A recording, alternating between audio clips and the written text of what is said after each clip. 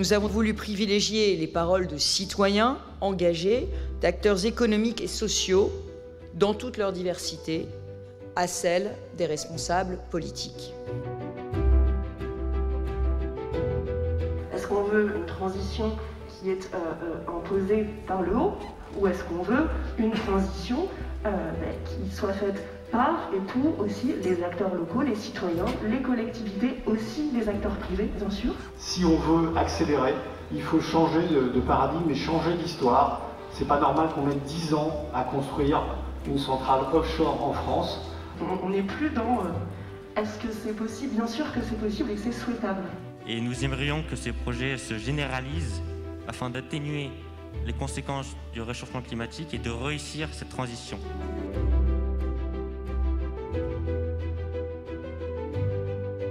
Ce qui est aussi important, c'est finalement la participation. Parce qu'une des questions clés, c'est construire des transitions, des transformations qui soient justes. The money is not a question, money is already available. The question is where do we put this money into? And we put this money into the world where there will be no global warming, there will be no fossil fuel, there will be no plastic.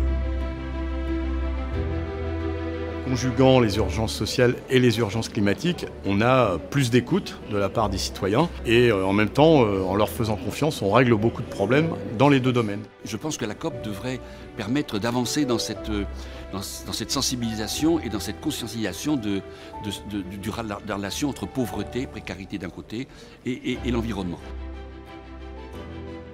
Alors le partenariat avec la région Île-de-France, c'est un partenariat que j'aime beaucoup parce qu'on va être très pratique, pragmatique.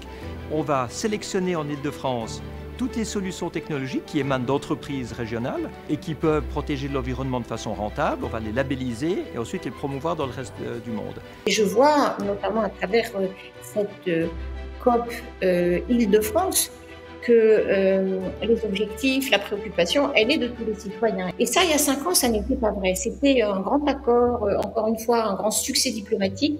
Ça n'était pas quelque chose que pour ici et maintenant, pour les citoyens et la vie des citoyens d'aujourd'hui.